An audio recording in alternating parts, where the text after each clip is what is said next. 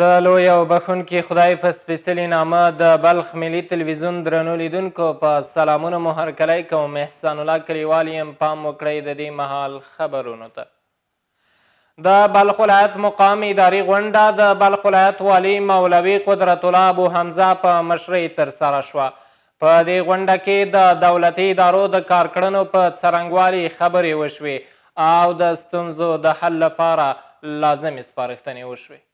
د غونډې په پیل کې د بلخ ولایت والي مولوي قدرت الله ابو حمزه په دې ولایت کې د دولتي ادارو مسؤلانو د کارکړنو او اجراتو په څرنګوالي خبرې وکړې. د بلخ ولایت والي همدارنګه د خپلو خبرو ترڅ کې د دولتي ادارو چارواکو ته لارښوونې وکړې ترڅو د خلکو لپاره ښه خدمتونه وړاندې کړي او همدارنګه پوځي مسؤلان دې د خلکو د امنیت ټینګښت په برخه کې ټول اړخیزې هڅې وکړي. په همدې حال کې د اداري غونډې ګډونوالو د خپلو کارکړنو او فعالیتونو په اړه توضیحات وړاندې کړل. هغوی همدارنګه د بلخ ولایت والي ته ډاډ ورکړ چې د خلکو په خدمت کې دي او د هغوی اداري کارونه په وخت سره اجرا کوي. په دې غونډه کې همداشان پر یو شمېر نور موضوعاتو په اړه بحث او ځینې وړاندیزونه هم مطرح شول. وروسته اداري غونډه په دعا ویلو سره پای ته ورسېد.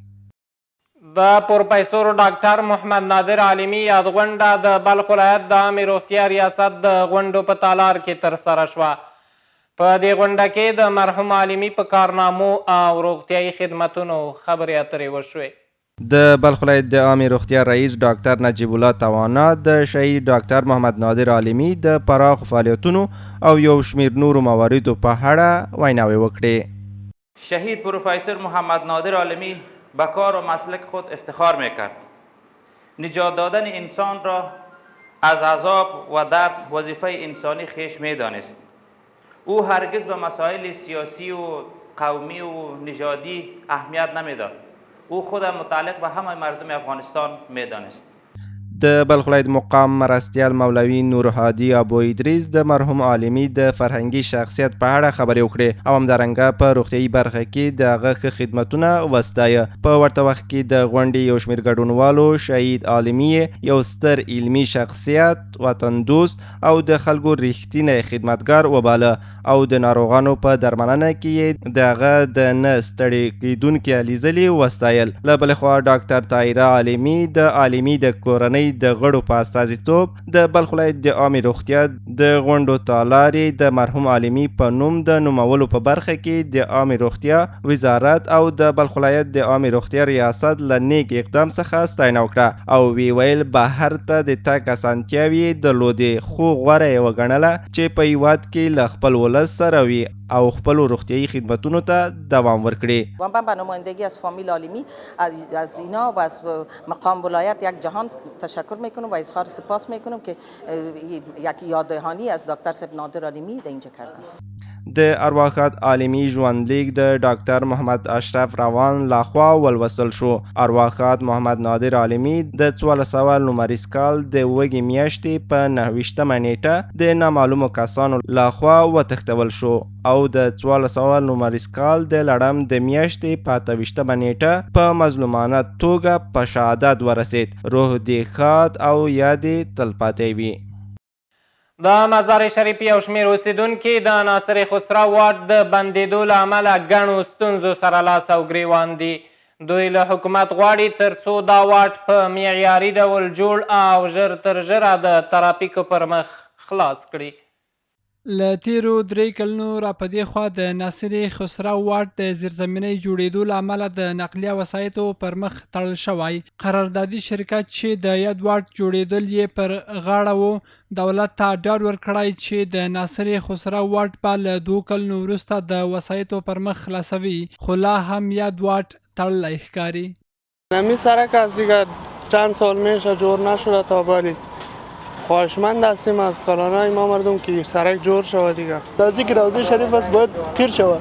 نیمش قیر است نیمش خامه رو میگم ما براتون مستقیم مکمل جور میکنیم. ورته مهال د مزار شریف ښاروال مولوي قدرت الله طارق ډاډ ورکړ چې ډیر ژر به یاد واټ د تګ راتګ لپاره د ښاریانو په مخ خلاص کړي. ښاغلی طارق زیاتوي یاد قرارداد له مسؤلینو سره یې اړیکې ټینګې کړي تر څو دغه واټ فعاله او د وسایطو پر مخ پرانیسي.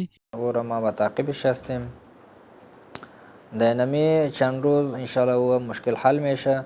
دو سه دفعه برشان اول کردیم که اینا چون که در روزه هم اینجا یک چند وقت بوده، باز در ازبکستان رفته سفر کرده، دو سه دفعه طلب کردیم که ازبکستان بودن، باز خو اید آمد. بعد از این باز دو دفعه طلب کردیم که تابل از ازبکستان نامده، نمایندهش خواستیم انشالله ایرارم به چی مردم و بور و مرور مردم انشالله خدا مهربان اسیرم مشکلاتش حل میکنیم.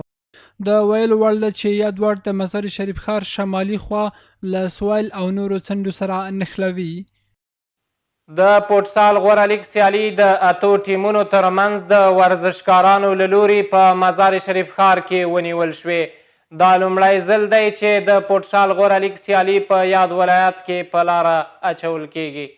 د بلخ ولایت د ورزش امریت معاون حمدالله حماد وایي د لومړي ځل لپاره وتوانېدل چې د فوټسال غوره لیګ سیالۍ د اتو ټیمونو ترمنځ په لاره واچوي چې له دې څخه به غوره لوبډله د ملي ټیم لپاره انتخابیږي. اته ټیمه یې شرکت کړی دی چې په دوی کې به تقریبا هر یو چې کوم برنده کېږي هغه به د کابل د فوټسال لیګ ته به ځي او هغه هم رسمي لیګ ته هغه ته به ځي. نو تاسو وینئ انشاءالله زموږ مسلسل برنامې د فوټسال او همداراز د ریاست تربیت بدني په همکارۍ د فوټبال او کومې برنامې چې را روانې دغه کې لرو هغه هم شته انشاءالله. د بلخ ولایت د ورزش مسؤلین وایي د دې سیالیو په لاره اچولو هدف یې ورزش ته د ځوانانو تشویق دی او هڅه کوي تر څو ورزشکارانو ته لا ښه فرصتونه برابر کړي. دا سیالۍ بعد د یوې اونۍ لپاره په مزار شریف ښار کې وغځېږي چې له منځه به یې غوره لوبډله د هیواد مرکز ته د ملي ټیم لپاره ور وپېژندل شي. درنو لیدونکو خبرونه همدومره و. مننه چې له موږ سره وئ. تر بیا ښې چارې الله مومل.